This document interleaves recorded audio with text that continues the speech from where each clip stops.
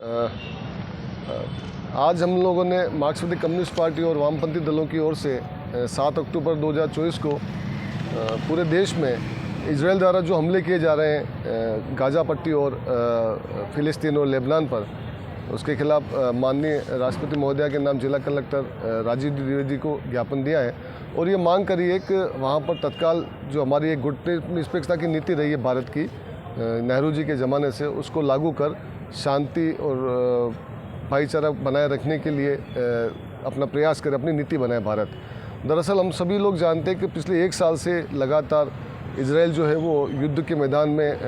Gaza पट्टी को उन्होंने बर्बाद कर दिया है और लगभग 50,000 से ज़्यादा लोग, जिसमें 20,000 से ज़्यादा बच्चे उसमें मारे गए हैं। अभी पिछले दिनों उन्होंने लेबनान पर भी उन्होंने हमला करा है और दरअसल आज के जो युद्ध है वो किसी एक देश या वहाँ की जनता तक सीमित नहीं रहते हैं, पूरी दुनिया पे उसका असर होता है। महंगाई के मुद्दों पे, जैसे तेल और ये सब चीज़ें हम लोग महंगी होने लगी उसके बहाने। दरअसल हर युद्ध के पीछे एक अमेरिका की सोची समझी साजिश और रणनीति है और वो दुनिया के सभी देशों में जो पड़ोसी देश हैं उनको लड़ा कर अपने हथियार बेचने के लिए उस ढंग से सारे उकसाने की कार्रवाई करते हैं। जहाँ तक हमारे देश की बात है, हम लोगों की जो गुटनिरपेक्षता की जो नीति रही है, जिसमें किसी भी देश के पक्ष में नहीं होकर शांति और सद्भाव के लिए प्रयास करना, लेकिन हमारी मौजूदा जो सरकार है उन्होंने खुले रूप से इजराइल का भी समर्थन करने के साथ पर वहाँ पर वहाँ पर युद्ध की सामग्री जो है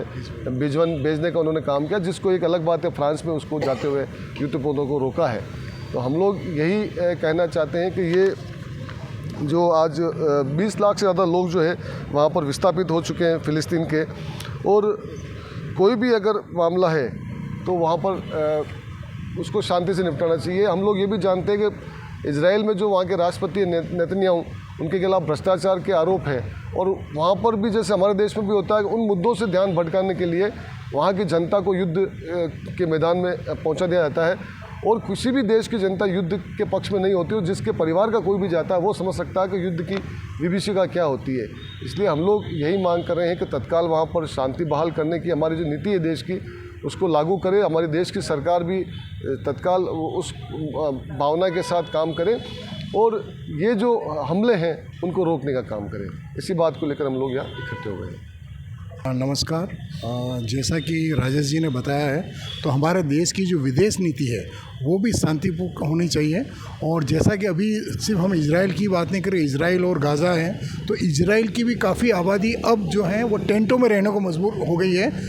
वो भी एक तरह से विस्थापित हो गए हैं। तो जो आम जनता है वो इसको भुगत रही है। तो भारत की भी विदेश नीति इस तरह की होनी चाहिए कि आसपास में शांति बहाली हो और जो अमेरिका की जो चौधराहट है उसको फॉलो ना करें और पूरे जो साउथ एशिया है उसके अंदर भी शांति बनी रहे। और जो इजराइल और इनका हमास का और इनका जो नाम लिया जाता है तो वो एक पक्षी बात ना करके, और भारत भी एक तरह से दोनों देशों के जो युद्ध हो रहा है उसमें शांति बहाली का प्रयास हो। भारत की विदेश नीति भी यही होनी चाहिए। जिंदाबाद।